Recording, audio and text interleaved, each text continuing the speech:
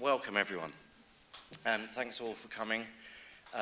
My name's Gregor Muir. I'm the new director here at the ICA, and it's great to see so many of you on such a lovely sunny day. Who could bring you all in from the outdoors other than Tracey Emin? Welcome, Tracey. Meow. Meow. I think that really what we're going to aim for today anyway is with all Culture Now talks, they're 35 minutes usually. We definitely should have a kind of Q&A at the end of this, however, and it is the idea that you're meant to eat sandwiches and just get through your lunch and be in the company of a great artist in this case. I think also, if you could be so kind, it's always pointed out to me that there's a wonderful donation box outside as you exit, and we look very much forward to further talks in the series. But for now, we will be looking at Tracey's greatest hits, or works that would be elicit a response from Tracey.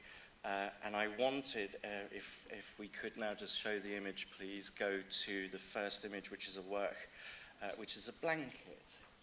And Tracey, tell me about the history of this blanket. How did it come about? In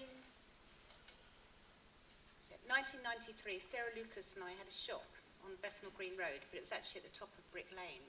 And Jay Joplin was one of our shoppers, and Jay invested in my creative potential for £10. And what that meant was, for £10, I'd write him 3 letters and 1 personal letter. Some people I wrote more than 1 letter, but Jay and I had quite a nice rapport with these letters, and every time we went out, we'd talk about the letters, and it became this sort of like a kind of secret space, if you like. It didn't matter about what was going on around us. We'd talk about the contents of the letters. And Jay started to think, this woman's quite interesting.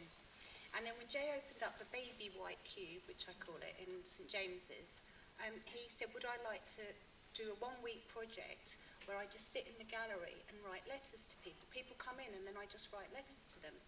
I said, I don't know, I'll think about it, but it sounds a bit arty. Because at that time, I wasn't sure that I wanted to be an artist. I was actually much more keen on being a writer, because I'd had sort of like a bit of a kind of failure time after leaving my MA at the Royal College of Art, where I'd stopped making art, and something happened to me which I call my emotional suicide. I had 2 abortions, one after the other, and then just couldn't make any work anymore. I just couldn't. And I was in a really bad way. And what I decided to do was be a writer and not make visual art. And the reason why that was because I decided at the time, had I been a good visual artist, I could have had the baby. But as I was such a failure, I couldn't look after myself. I was so really broke, it was unbelievable, that I couldn't look after a child alone. It would have been impossible. And I couldn't forgive myself. So what I did was I stopped making art, almost like a kind of self-punishment in a way. But then I started writing a lot, and then I did this letter project, which was actually quite good, because it meant I get these 10 quids come through the post, and I just sit there with a cheap bottle of sherry, actually, and write all these kind of strange letters to people. Jay knew that they weren't strange. Jay knew that they were good. And then Jay said, come and have a meeting with me about this show. Meanwhile, I went to Geneva with Sarah Lucas to do a project called From Army to Armani. And while I was in Geneva, Jay asked me if I could send a CV. And Jay also at this time didn't even know that I'd been to art school. For some reason he thought I was some kind of mad outsider. And I found this fantastic turquoise blue sheet in the flea market in Geneva. And I decided that I would write my CV on this sheet and send it to Jay. And this is how it started. And it ended up being this blanket. Because by the time I had my meeting, and then I had to have a meeting with Jay to organise the show. And what I did, I met him in a pub, and I took him a photograph of me and my twin brother. And I just spent an hour and a half telling Jay about my life. And he said, I don't want you to do a 1-week project, I want you to have a proper show. And then I carried on doing the CV, which has ended up being this blanket. And the middle bit is a turquoise blue sheet that I bought from Geneva. The pink blanket is a blanket that I had from when I was a child. Hotel International is where I grew up when I was a child. The middle fabric, which says Pam Cashin loves Enver Emin, that's my mum and dad. That bit of fabric is from the back of the sofa that we had from when I was 3 years old. I can tell you the gold at the top, which says Paul and Tracey Emin, is the gold curtains from my mum's house from when we were little. Everything on there means something to me, the fabrics, because I didn't have any money for materials, so I just cut up my old clothes or things that I had. So it's Hotel International, and yeah, that's it, Gregor, sorry. That's great. And obviously sometimes people might accuse of artists getting into bed with their dealers, and of course there's no evidence for that, Tracey. But can you tell me about this image? Where was it taken? This is in New York at the Gramercy Park Hotel. And if anyone's been to New York to the Armory show, it actually started off very small at a very run-down, old, battered-up hotel, the Gramercy Park, which had seen better days. The Gramercy Park was known for jazz singers, poets, writers, artisans. And someone had the bright idea to do an art fair there. And so Jay decided to take a small suite of rooms, and as one of his exhibits, he took me.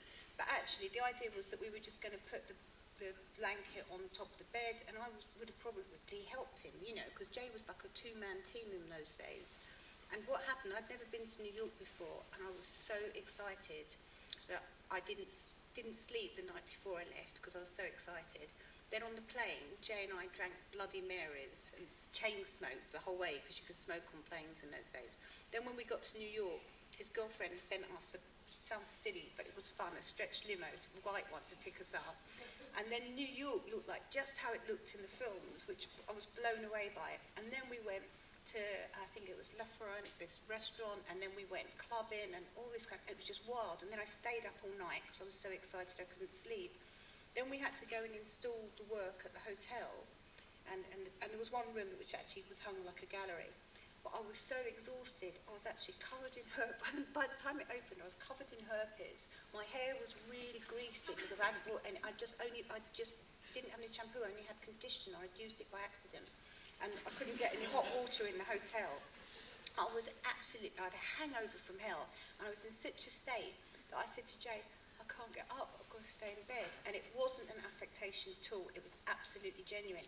So when the fair opened, I was sitting in bed at the Gramercy Park, and I must admit, every art dictionary there was in New York, everybody come to see have you seen the woman in bed? Have you seen the woman in bed? Have you seen the woman in bed? And Jay, of course, being Jay, oh yeah, Jay Joplin, wonderful idea, yes, performance piece, yes, kind of thing. And it was just completely all by chance, an accident. And this photo was taken by someone called Stephen Brown, and he took it for World Press, and he sent it off, and the Independent newspaper printed it up really big on their back page. And that was probably like one of the first bit of press that I ever had, but it went global, so it was quite nice.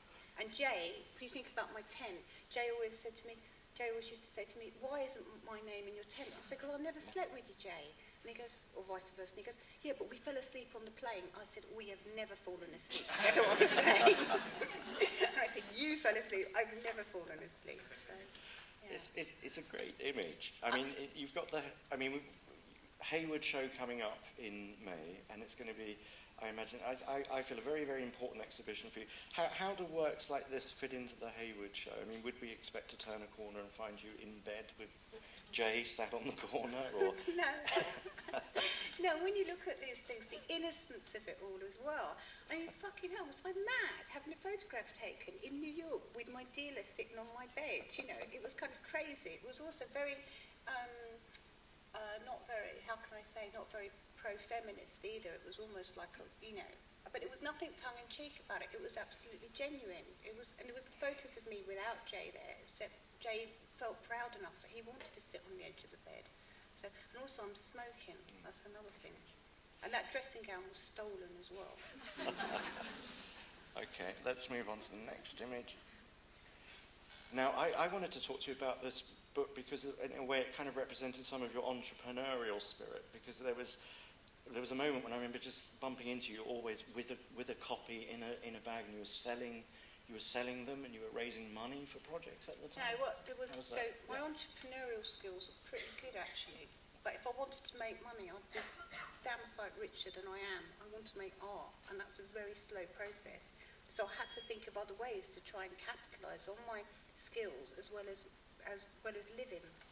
And so what I did was I decided to write a book called Exploration of the Soul, and people could buy the book for £50 before I wrote it, and it would cost £100 after it was published. And I went around everybody I knew, giving them forms, asking them to fill the forms in if they wanted to buy this book. I sent them to everybody I knew, and I actually raised quite a lot of money. I raised about £7,000, something like that. And some people would give me £50 notes and write their names on them so as I wouldn't forget who it was. And I had all this money in my Building Society account, and every time I went out, people go, "Hey Tracy, how's the book coming on?" I go, "Yep, first few chapters are done." Like that, people go, and I could become like the Jeffrey Archer of the art world. Everywhere I went, people were asking me about this book that I hadn't written, and by the time, and the book was going to be published in September, and then I was going to do this tour across America, going to all these museums with Carl Friedman, with my grandmother's armchair, doing a performance reading from Exploration of the Soul, which I hadn't written one word. By July the 2nd, my birthday's on July the 3rd, by July the 2nd, I could not actually physically write my name. I was so petrified and what's it called, creative block, I think. Yeah. I couldn't write it, and I swore to God, I said, right, after I have a really big party on the 3rd, on the 4th of July, Independence Day, I start writing this book. But of course, I wrote and wrote and wrote with a complete stream of consciousness, and it was really hardcore, and it was really dark. And then I thought, I can't have this published. It's just too insane for me to do. So I got a pair of scissors, and I just cut big sections of it out, and then pasted it together, took it to my friend Tom Shaw, who's a fantastic block offset litho printer, really amazing. And then we got it all done, letterpress, beautifully presented, and then there was 2 photos that went inside that were myself and my twin brother, and then every book at the back had a unique drawing, and then me and my friends, like, really crazily made all these bags, 200 bags, and then I had a launch night at Judith and Richard Greer's house, and I'd sold so many of these books. Then I did the tour of across America, selling the books on the way and doing the performance, and then Jay bought my grandmother's armchair from me, very astute, I must say. And so by doing this whole trip, I actually managed to pay off my debts from college and go all the way across America and see lots of places in America I'd never seen, museums, galleries, met lots of people. It was fantastic, and all of it was part of my grandmother's legacy, saying to me, there's a lot of money in chairs. So, and she meant actually stuffed inside chairs, but I took it in another way. And what was Meaning really to make chairs? Or? No, stuffed in money. But making art from chairs, yeah. And what's really good about the book is nobody felt cheated. For £50, they felt they got this amazing thing. And only a couple of people have sold them to make money, and everybody keeps their book in mint, immaculate condition. So, yeah. Can you talk a little bit about the writing side of what you do? Because I remember when I met you early on, we were talking about that from the point of view that you saw yourself as a writer in many ways, not necessarily. I'm so much, but I shouldn't say this. It's a bit rat-nose, actually, but that thing, rat-nose or crap-nose thing. Yeah. Yes. Yeah, I'm such a better writer than I am an artist. I'm never, ever going to be the best visual artist in the world. It's absolutely impossible. That's not what my strong point is, because I work too much with emotion and idea, and I can't cut away from that. If you're a really sublimely amazing visual artist, you can actually cut yourself away from the emotional attachment, and you can just make the most splendid, beautiful thing in isolation from everything else. So, I'm not going to talk about Matisse, but Matisse did this with his paintings. He made these sublimely beautiful paintings. But politically, he was a monster, but he managed to detach himself away from politics, emotion. He made this thing of beauty. But I could never do that because I'm too emotionally ingrained in what I do. But with writing, you're not judging on how it looks, you're judging on how it truly is and where the ideas and the essence come from. And I often say, before I do a good drawing, I have the title first. And this is what throws me into more of a conceptual field of art, even though I'm like a hardcore expressionist, screaming like a banshee. Everything I do is calculated, resolved, and worked out before I do it to a certain degree. Even if I don't know what it is purely going to look like, I definitely know where it's coming from, and I know part of the result that I want at the end. So when I do a painting, I'm not kind of just slapping paint around, seeing what happens with the paint. In my heart, I've already decided what emotionally I want. I'm having a dialogue with the painting. Does that make sense? But with the writing, it's brilliant. All I need is a notepad and a pen, and I'm away. And I like to write. I think I like to write very direct and very fast. And I also like to leave lots of gaps so people can put in their own visual story. Can you tell me about these two photographs in terms of where are the originals now? The originals were in my studio. Is there a point at which you've sold some of your original family material that you would like back? Or no, I can't have it back. Yeah. When I did my show with Jane, I did in 1993, I had what I called a wall of memorabilia. And I made all these kind of collages of objects of mine that I really cared about, and then I wrote stories that went with them. And no one's ever really wanted them that much. They don't sell for that much money. But when I was really broke, I sold some of them, and I do regret it now. But if I hadn't have sold them, I wouldn't have the money to do the things, live. I didn't have any money to pay my gas bill or electricity bills. I had a fucking meter where you get to put £5 in. You know, I sometimes had to make my mind up whether I wanted the gas or the electricity. So all of these objects and these things that I love so much, it was like a Faustian pact. I swapped them for my life, which was my future, which of course is more important. And sometimes, occasionally, they come up for auction or people want to sell them. And I have to stop myself from buying them back because this is really corny, but I do believe that my art, in a way, is a bit like my children, because I've never had children, never will have children. But if you really love your children, you let them go. You let them out into the world and you let them look after yourself. So I have this thing that I will not allow myself to buy any of my work back in auction, even the memorabilia pieces that which are actually my things, my objects. So, which I could describe in detail, some of them are original family photos. Two of the things are like the baby tags that me and my brother had when we were in hospital. Really, really, amazing personal things. But I don't regret it. Only thing I ever regret in life is smoking. Really? The tent. There's a few regrets in there. I was going to say.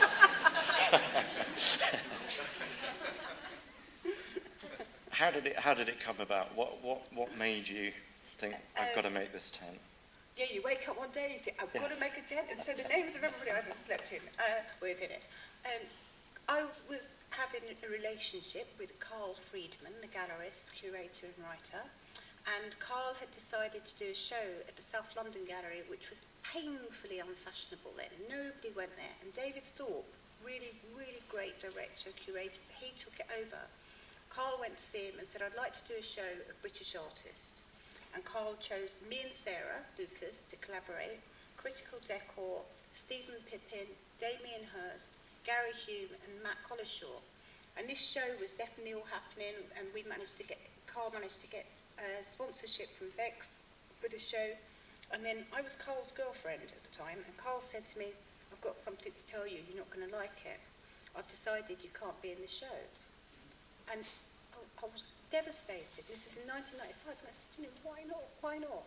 And he said, because if I put you in the show, it will be patronising, because people won't get your work, because it's so tiny and it's so intricate. People will miss it, and they'll think I put you in the show because you're my girlfriend, and in the long run, I'm doing you a favour. But Sarah's going to be in the show, but as a solo artist. But you're not going to collaborate, so you can't be in the show. And I was really upset. And I said, I think that's really unfair after I've helped, we've been planning this show and all of us all together, I said, I was so hurt. And then he said, look, if you can think of a really big idea, you can be in the show. Red flag to a ball. So I said, is this big enough for you? And so I come up with the idea of the 10. And that's what spurred me on. Carl was being quite clever, actually. He's tricky, but he's being clever because he was right what he said. That is how it would have appeared. But I ended up being the star of the show. Well, my tent did. It pulled the crowds in. It was amazing. And the amount of publicity and the cartoons as well at the time, it was quite phenomenal. So, it was hard to imagine that in a way that the tent being beaten in terms of press attention at one point, and it has had the most unbelievable history, and is sadly no longer with us in that sense. I mean, you had a moment, probably a bit of a, I mean, if you want to talk about the Chapman brothers. No, I don't actually. No? Then we'll move on. But are you ever what's okay, your... so this is good. So when I made the tent, I was blubbering away. Yep. Yeah. In your head. By the way, Gregor's name is not in my tent. I know, yes, that's Is absolutely clear. No, it's not. Right. I checked. Anyway, so when I was made the tent, I lived in this tiny little co-op flat in Waterloo. My bedroom was 7 foot by 8 foot, and my living room was 10 foot by 12 foot, and my kitchen was the size of this table, and it was tiny, and I didn't have a studio, so I had the tent inside the living room, the one that was 12 foot by 10 foot, and I forgot what the circumference of the tent is, but the tent is big enough for like 4 people to sleep in, so you can imagine it filled the whole living room up. And I had my portable TV in the tent, I used to eat in the tent, and I'd just be inside the tent sewing all the time, and my neighbours said, "What's she doing? She's got a tent inside her," And the tent took on this kind of musky, kind of strange living smells and everything, and sometimes I'd fall asleep in it, sewing it, and wake up in the middle of the night and carry on sewing it.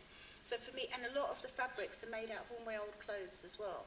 And it took me 6 months to make. And so for me, the tent become this sort of like womb-like, cosy, lovely, safe place.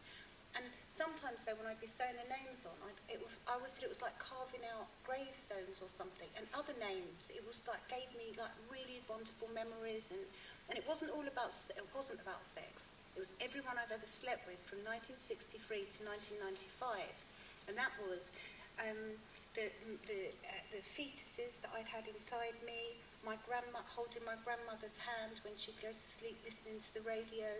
Not even one night stands, like 1 hour stands if I was standing. And some people it would be like Phil, Bermondsey, 1978. That's it, nothing else, and there'd be a dash, and people go, "Why didn't you want to put his name in?" I said, "Because I didn't know his name." Whatever. And so the tent got this, the tent. I loved the tent. It was warm. It was cosy. This little mattress which said "with myself, by myself, for always, forever" at the bottom as well. And when the tent got burned, and I found out, 2 things occurred to me. One was, thank God for that. I can start a new chapter in my life. And God moves in mysterious ways. And then the other thing was that I knew it could never be recreated. And Charles Sarchi, because he owned it at the time, he came and they said to me, "Could I remake the tent?" The insurance for the tent was like £1 million. Had I remade the tent, I would have got £1 million. I said, "No, I can't make it." So there you go. It's not all about money. And of course I could have remade it. I could have identified some of the fabrics because I had snippets of them. We could have got them printed. We could have got them made up. That tent wasn't made anymore, but of course we could have got it made. Everything is possible for £1 million to make a piece of fabric with some bloody things sewn onto it, I promise you. But that isn't what that tent was about. It couldn't ever be a facsimile. It had to be what really meant something to me at the time. And then people say to me now, "Could I make another tent, or a new tent?" And I say, "No, of course not, because everyone knows who I am." In 1995, no one knew who I was. I was of no interest to anybody at all. And the tent was a pure, genuine thing about a journey through life. What I said was, a lot of people who went inside the tent, they came out thinking about everyone they've ever slept with, everyone they've ever been close to. So, apart from my mum, when she went in there, at the South London Gallery, she'd come out and she said, "I knew that so-and-so was a big bastard." Yeah. I hope that Phil from Bermondsey isn't here with us this afternoon. Why I never became a dancer. I think your films are, Mad Tracey from Margate, they're fantastic. I mean, you were really a good filmmaker. Tell us about... I thought you were going to say you were a really good dancer. No, terrible dancer. But tell us about this film.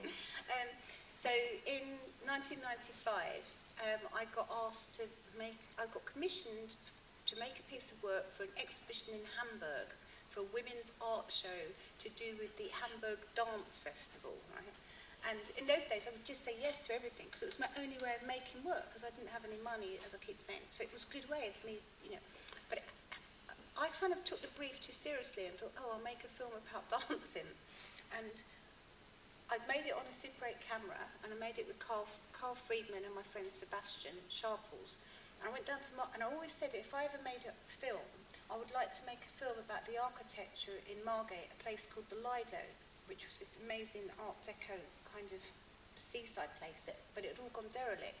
So I made the first part of the film on Super 8 about the Lido and about Margate, and then the next piece of film was just high 8 of me dancing in a really beautiful friend's house on the top floor, looking ecstatically happy. And then we just glued them together. It was that simple. And then I did a dialogue over the top, telling the story about why I never became a dancer. And the reason why I never became a dancer was because in Margate, I'd slept with quite a lot of people. And when I used to walk down the street, they'd go, slag, slag. That's what blokes were like in those days. And there was these big dance competitions in the 70s, and you'd go from one place, and I won one, and that meant I would go to the next stage. And when I went to the next stage, when I started dancing, all of these blokes started shouting out, slag, slag, slag, and I just ran off the dance floor in tears. So that's one reason why I never became a dancer. And also I didn't become a dancer because I became a really good artist. So the film is about that. But when you see it, when you see the film, you don't, it looks a lot more, it's triumphant, the film. It's not sad, it's really triumphant. Well, it's like a happy ending of sorts. It's like not a revenge, well, yes, it's not a revenge fantasy as such, but it is that sense of, this is the final word, yeah. And I'm upbeat and I'm positive and I'm now going to dance. Yeah, Shane, Tony, Eddie, Doug, this one's for you. Richard, this one's for you. Yeah. I mean, in terms of how much you reveal about yourself and have revealed about yourself, do you think the older Tracey might regret what some of the younger Tracey put forward? Can't get a boyfriend. Okay. Phil from Bermondsey still around. Still out there, yeah. I mean, what does anyone expect? She has a tent with the names of everyone she ever slept with. Slags off blokes she slept with when she was 14, etc. There is a thing, I said one of the worst things that I'd ever done was to rape myself. I have been raped, but one of the worst rapes of all was to rape myself, to strip myself so open and so bare that it would appear that there's nothing left of me. And now, as I get older, I'm trying to put some of those layers back on to protect myself, because the older I get, the more vulnerable I feel, and especially the more well-known I am, the more vulnerable I feel. So it's kind of like a strange, I didn't, it's kind of like, that's quite good, the last one, quickly, because it's the Tracey Emin Museum. In 1995, I opened the Tracey Emin Museum on the Waterloo Road, and it was an old laundrette originally. And imagine me doing that now, thinking, oh, I'll open up a Tracey Emin museum in a shop on a high street somewhere. I could never do it. So it's good that I did these projects and these things then, but part of me still hankers for those times when I could just be spontaneous and do things and feel a lot more free. I don't feel that free, really. I just wanted to talk more about how you have opened up to the extent where you are the naked painter, as it were. Tell us about this project. Okay, so I did a project in Sweden in 1996 where for 3.5 weeks I built a room within a studio with fisheye lenses, and for 3.5 weeks I went through the history of painting, and I did it naked, and people could look through the fisheye lenses and they could see me painting. I played music really loud. And for the first 2 days, I couldn't do anything. I just sat on the bed, naked, with a newspaper, really shy so no one could see me. I hated my body. I was afraid of the dark. I was afraid to be alone. My grandmother had just died, and she brought me up. And I was really mourning for her and couldn't come to terms with her death. And also, I couldn't come to terms with painting, because I'd stopped painting after my abortions, and my art was going really good. By 1996, things were really good for me, but I said I still couldn't paint, because every time I painted I felt guilty about the abortions that I had. This is not a kind of Catholic thing or anything like that, it's just me, the way I'm built. It's not a guilt trip from outside, it was from within inside. And I said, if I could conquer the painting, I knew I could make it as an artist. Even in 96, I felt if I couldn't do it, I would still fail as an artist. So I went off to Sweden, and also I hated my body. I hated it so much. I mean, I couldn't stand it. So I also wanted to get over this thing, come to terms with my body, and amalgamate all of this together.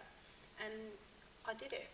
It was fantastic. I spent 3.5, and people said, why 3.5 weeks? And I said, because I didn't want to wear a tampon or anything while I was painting. It's obvious, you know. So, and I can't remember, I did 10 large canvases, and I did Picasso, I did a Fuck Off Picasso painting, I did an Egon Schiele painting, I did a Gary Hume painting. I just went through every painter that I liked. I did one of these paintings and a series of drawings and everything. And then on the last day, I put The Clash on really loud and played it again and again, White Riot. And I had these giant big prime canvases, and I got a big bucket, and I got all my blue paint, squeezed it in, mixed it out with the water, and I painted out the canvases to White Riot really loud. And then I got the brush, stuck it in the blue paint, and I started to paint myself. And then I heard, she's doing an Eve Klein! She's doing an Eve Klein! And all these people. Yeah, there's one on the floor. And I didn't, at all times, I wouldn't know if anybody was there. And the building had a lift on the other side where you could have 3 more peepholes. And I just heard this like stampede and this lift and people all banging on the door, on the wall and everything. And it was really good. And they were very good Eve Kleins. And doing Eve Klein made me realise what a great artist Eve Klein was, and everything I did in that room made me think about painting, made me think about the history of painting, made me think about women's position in painting. And I always said to people, it was like the life model had gone mad. The life model had actually jumped up and said, no, actually, I'm the artist, you know. And that's how it was. And it was a great time. And Charles Saatchi has this work, and I think I wanted to show it at the Hayward show, and it was shown in Edinburgh in my 20-year retrospective, but I think Charles is going to show it next year for his Olympic show, so people have a chance to see it. And always with this, there's always been a condition that all the work stays together. It must never be separated. So. It's interesting, always with your work, there's a kind of form of social engagement or other things around it. It's always a kind of ensemble of things. It's like never just a painting. Here, I've made a painting, there it is. I mean, this is a performance, writing, no ends to your talents. Thanks, clearly. The bed. No ends to my talents, yeah. The bed, this came about out of 2 different things. One, a true level of desperation within myself, of depression, and the other, an absolute fucking panic of what am I going to do for my show in Japan? I haven't done any work for 3 months, kind of thing. And I really believe as an artist that it's really difficult to work all the time. If someone works all the time, it's kind of like a job. It's not a job, it's a vocation. You can't feel like creating all the time. It's quite impossible. And from my bed, I was in my bed in this tiny flat in Waterloo. The bed just fitted bang up again, in between the walls. I don't know why or how, but I'd been in bed for about 4 days, and I got into bed when I was off my face. This was back in the 90s. Off my face completely, totally, like, didn't even remember it or anything. And I actually woke up 2 days later and just couldn't move. And then about a few hours later, I thought, I've got to drink some water. If I don't drink some water, I'm going to die. It's that simple. And I got out of bed and I crawled along the floor. And if anyone's seen my film, Tracey Emin, Come Vernacular, CV, you'll see the state of this flat that I lived in. It was putrid because I was drinking so much, and we were out. Those days we were out 24 hours. We wouldn't go home for 36 hours. It was a completely different life that we led. And I got to the sink and I got a glass with some water in, and I was staggered back to the bedroom, and I stood there and I went, oh, like God, I've slept in that. Oh, like this, and it was it was a million times worse than what people see. This is edited, and it was so bad. And I thought, And then it suddenly occurred to me, but actually this isn't bad. This bed has kept me alive. This bed has been looking after me. This bed is my friend. And as I thought that, it was like some, fantastic revelation. I saw the bed in a white space. I saw the bed taken out of all the squalor, and I just saw the bed as a really beautiful, amazing object, a thing, and I thought, that's my show for Japan. Brilliant, done it.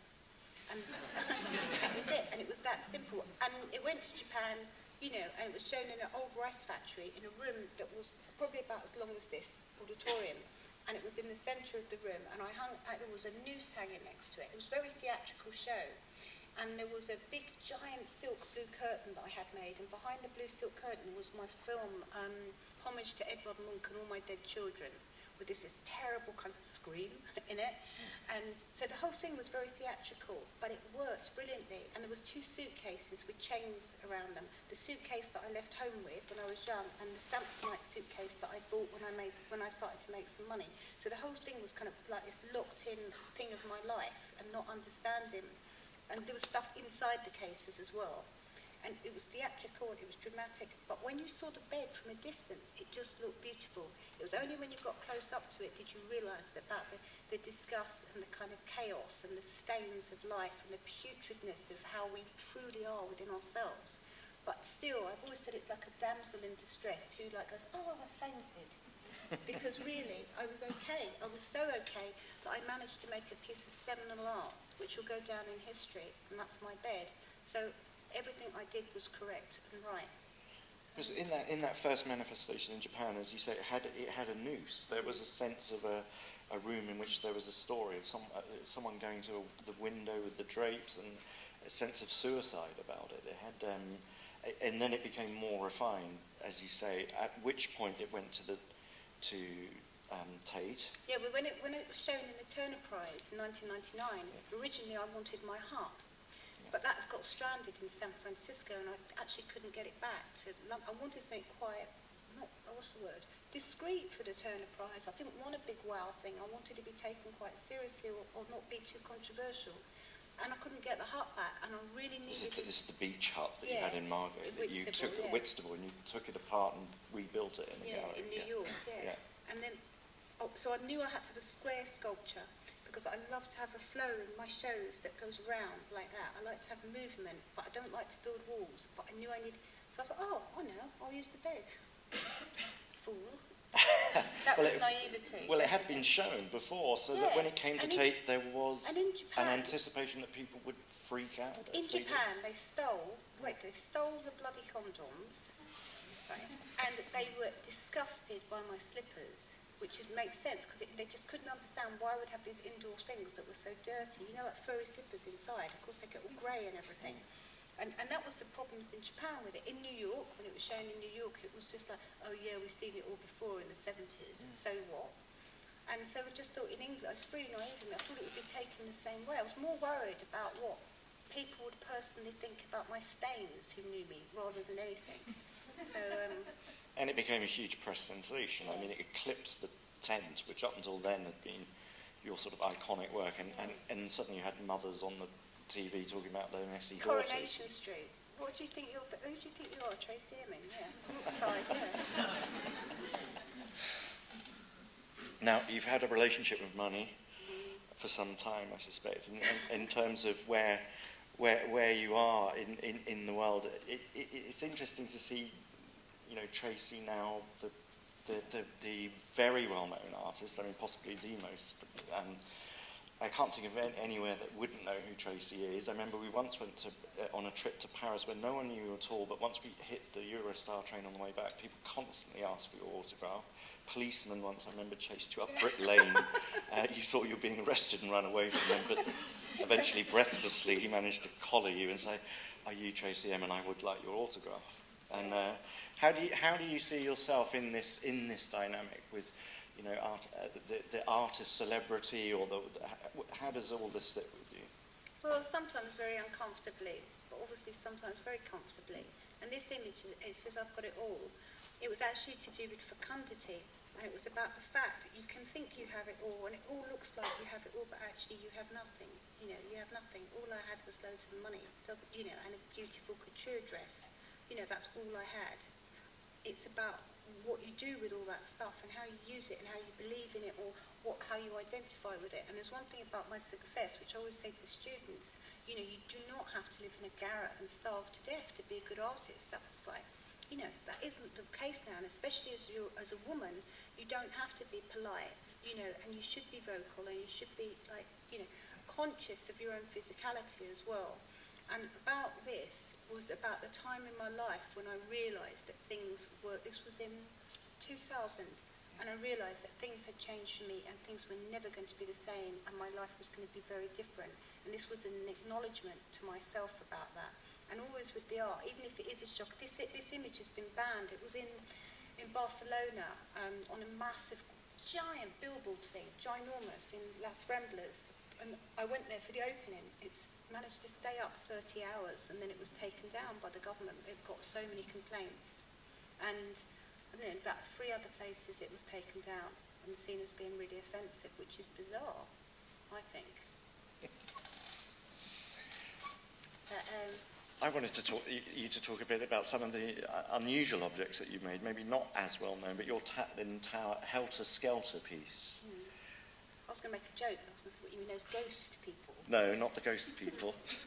But how certain shows you've made, you know, what was this like for you? White Cube show? So this show, I think, was in 2001.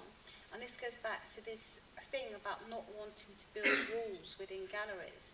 I always find building a wall a cop-out, a kind of like, you know, so I didn't have an imagination. I built a wall. I don't want to build, mind you, Hayward shows had to have a few walls, as you can imagine, because it's so big.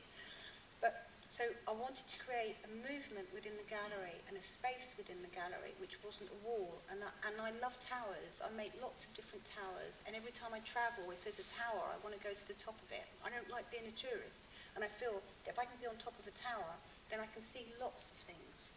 And it makes me feel good. And I like to identify with towers. I have dreams about towers, about building towers, like fantastic crystal towers and different things like that. So I decided to make like a kind of Tatlin Tower, like a helter-skelter for my show, and I really liked it. And then on top, I did a very corny thing. I stuck this little bird flying on top of it and called it self-portrait, because at the time it matched my personality quite well. And a lot of people thought it was a reference to Manson family and helter-skelter, but actually it was a reference to the toy shop at Liverpool Street train station. I used to look in the window every night. And they had like a magic roundabout, very nice cast magic roundabout characters and everything. And it made me feel safe and it made me feel good looking in this toy shop window. So it wasn't about negative things, it was actually about positive things.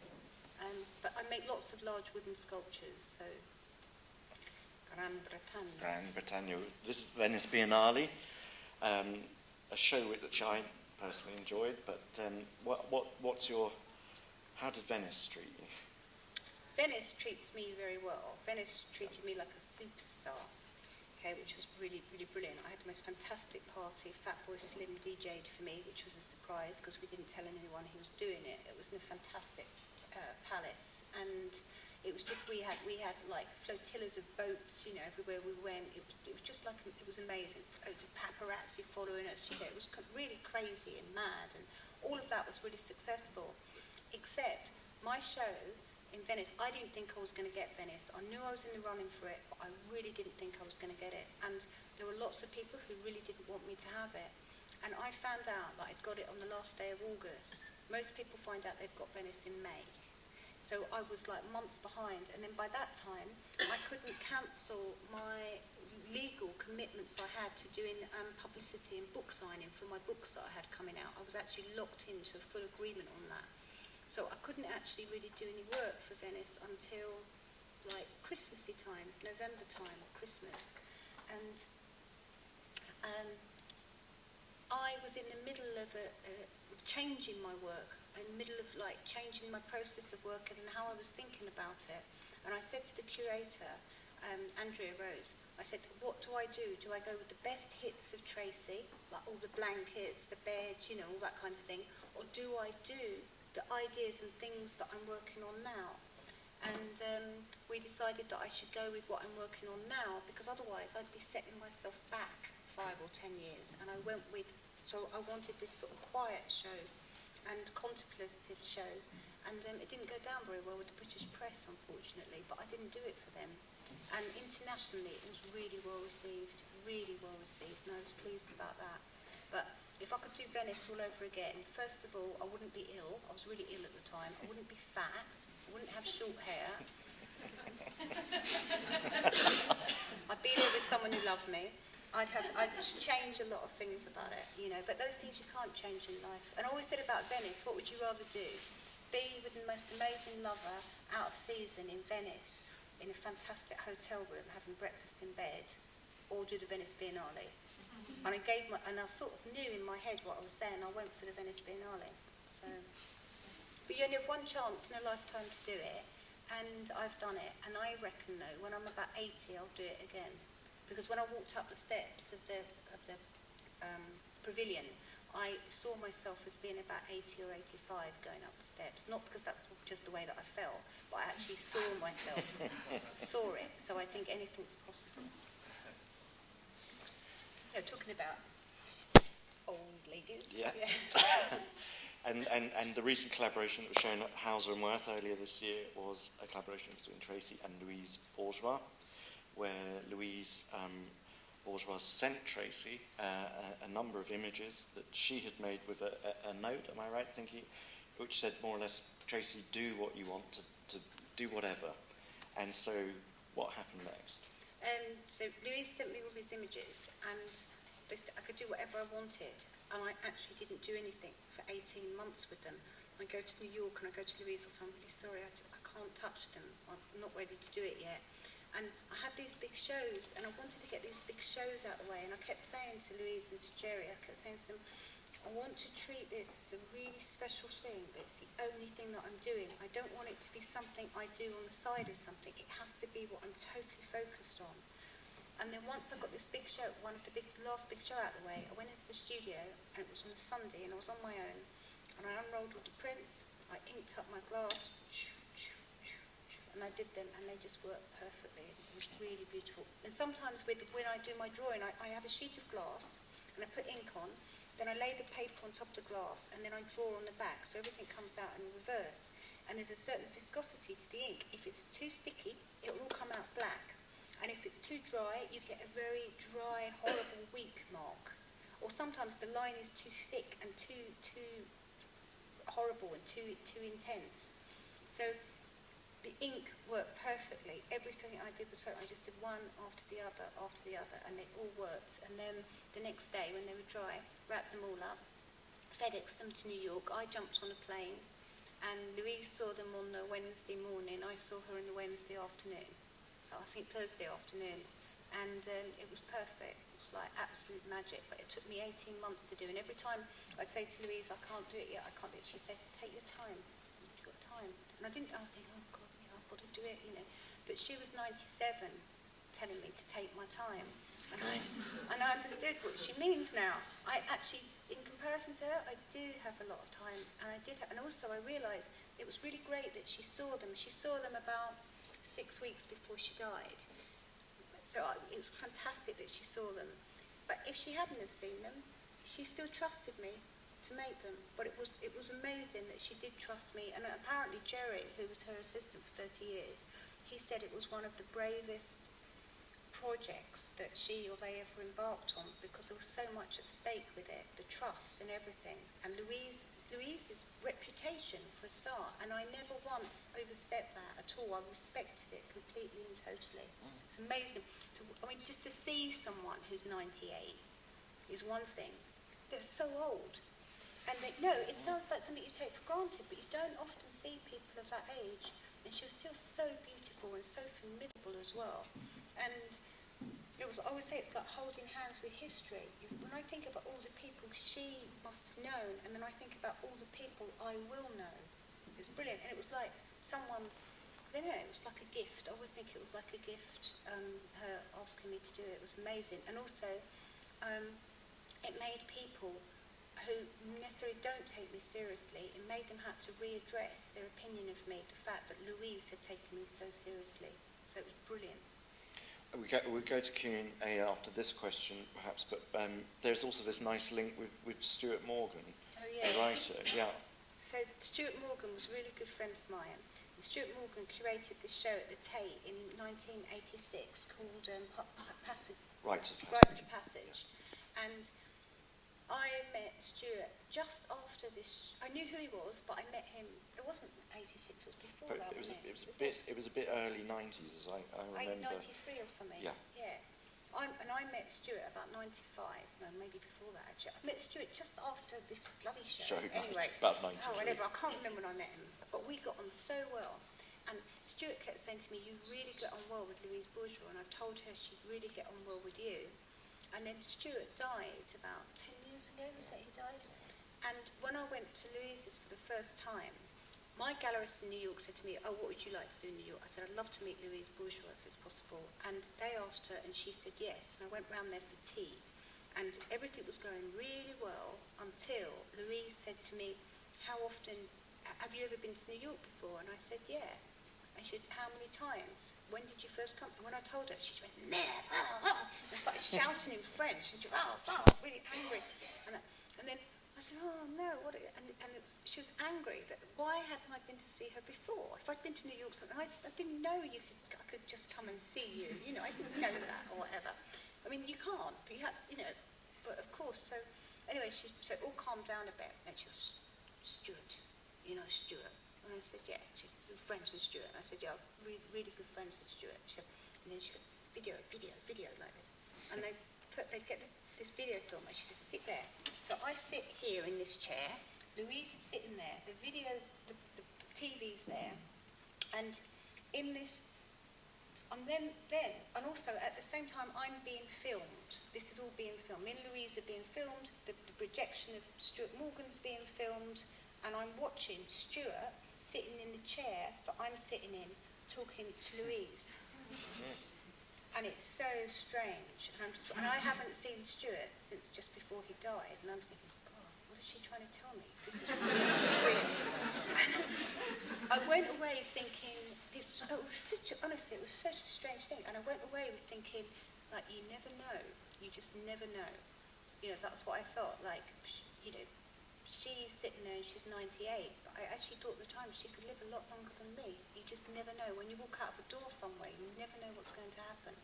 And, you know, the fact that Stuart was no longer with us, it was a strange feeling. It was like sitting with this strange triangle of ghosts. Like Louise was on her way somewhere maybe, or I was on my way. It felt very strange, and it was brilliant. And that's all on film, and I'd love to see it.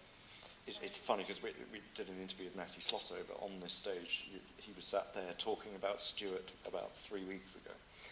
So in some ways we're all sort of Stuart's children, I think. I mean, he had a great Stuart was influence. older than us as well, and if anyone doesn't know who he is, you Google Stuart Morgan. He's such a fantastic writer and very philosophical and a very good teacher as well. Wrote a very good book called What the Butler Saw. It's a compilation of his writings. But for now, it would be good if any of you have any questions that you'd like to ask Tracey.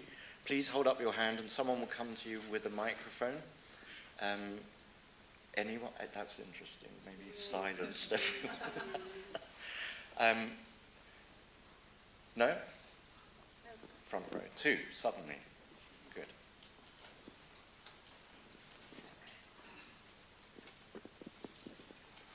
Hello, Tracey.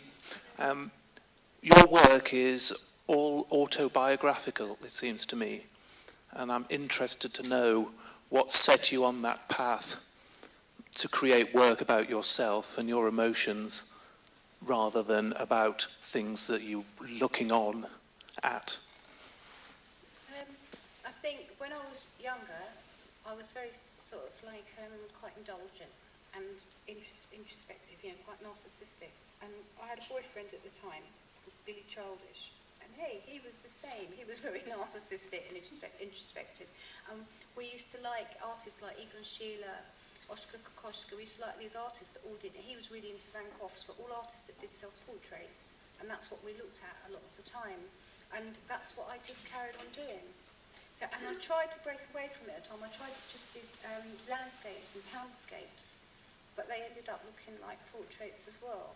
And then the only work that I've done, which isn't autobiographical, was all the anti-war stuff back in 2003.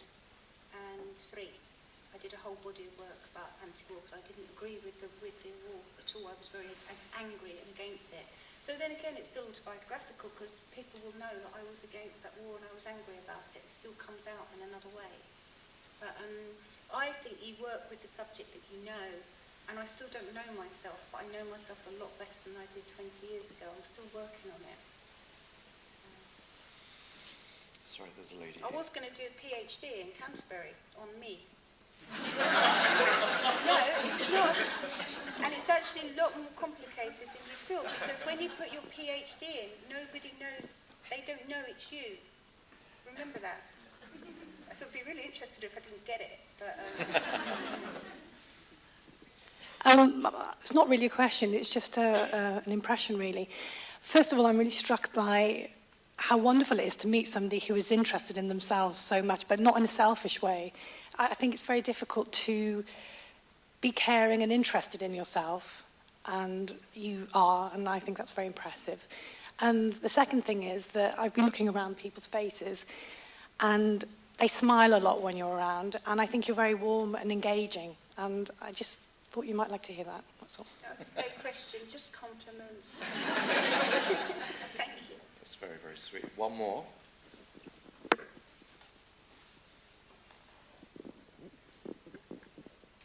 Hi. Even though most of your work is about yourself, I wanted to know how you approach including other people in your work, or including interactions with other people, and do you ever feel like there's sort of a boundary that you cross with that, or is there work that you wouldn't make about other people, even in relation to you? Actually, I don't really make work with other people in anymore. It's too dodgy, because everyone knows who I am, so everything becomes magnified. So I don't make work with other people in, and if I do, it's so abstracted that only the people who it's about would know. Other people wouldn't. It becomes like a generalisation. So, for example, I can make a neon that says, "With you I breathe." The person I made that for, or with them in mind, knows who it is, but no one else has to know who it is. That's how it works. I have to jump up a league. And also, I don't mini-mouth things. I don't moan about things, even though I look like a moaner. But I don't, in reality, it's like my love life, for example, is really intensely private. It really is. It's a thing which is, I protect the people that I love. It's important to do that. And I regret making some work with my family in now. I wish I hadn't done that. But when I made it, nobody knew who I was. It's like going back to the tent. I could never make a tent now. I would never make a tent with the names of everybody I ever slept with in. I couldn't. I wouldn't, and I couldn't. It would become something completely alien and different from what that first intention was. And so in a way, it's like self-imposed censorship, which is a shame, but it's a way of me protecting the people that I care about and I love and respect, and also a way of me to protect myself, because often what you dish out, you will get back 10 times worse, I promise you. So, and I'm not into revenge. I'm not seeking that kind of stuff or anything. I'm not interested. I just want my life to move and go forward, and at the moment I'm so happy with my art and making my work that I just feel completely fulfilled with that. It's brilliant. So I'm in a very lucky position. It's interesting in this image in particular, we spoke about it from the point of view that it was a body being treated as a landscape. And I remember talking to Kutluk Ataman, Turkish artist, who once said, I hate when people talk to me about the fact that they think my work is about geography. He said, the only geography I'm interested in is myself. Yeah, it's good. And I think there's something in that about being able to be selfless through a reflection about self, which isn't selfish, potentially. But how much further can you, I suspect you get asked this a lot, but is it always going to be you? Is it always going to be about Tracey? Yeah, because I have my big sculptures, which no one understands or gets, which don't look like they're about me, but they're just something I really enjoy making. And I've also got into a position now, a very lucky position, where there's some things I would like to have, or I would imagine I would like to see. So I try to make those things. And how I explain it to people about my work, before I just had like this is a mental thing, I just had boxes with subjects in of my life. So I had abortion, rape, love, death, hate of myself, emotional suicide. I just had these boxes with these subjects in. But now, these boxes have got all these files, and they're all detailed, and they're all like really fine information on me, to myself. So now when I go through these filing boxes, I can pull out the thinnest detail of something, and I can expand on that in such a way that people might not necessarily understand completely where it's coming from. But I know, and it just means that I'm entering the journey in a much more sophisticated, much more intricate way. But saying that, the Hayward Show isn't going to be like that. The Hayward Show is going to be like in your face, like you've never had it before. Because I think the South Bank Centre has the biggest amount of tourists in the summer of anywhere in London from all over the world. So I actually want my work to translate fast, quickly and simply. I want people to just walk in and go, I get it. I hate it, but I get it. I don't want to have to waste time with translation. So my show at the Hayward will be really, as I said, right, up there. Tracey, fantastic to hear you so confident. And before the Hayward Show, we really wish you luck with the Hayward Show. I'm sure it's going to be an incredible thing. But just for now anyway, Tracey, I'd like to say from us all, thank you very much for this talk.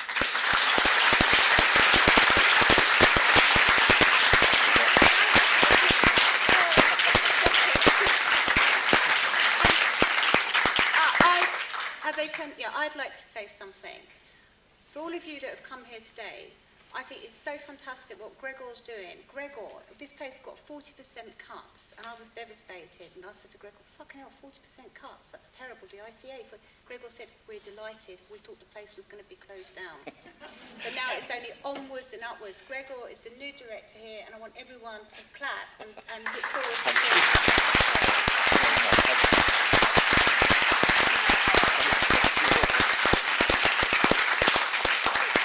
Is that because I showed a picture of your cat? This is my cat, Docket. Docket. Thank you all. Thank Thanks. you. Thank you, Tracy.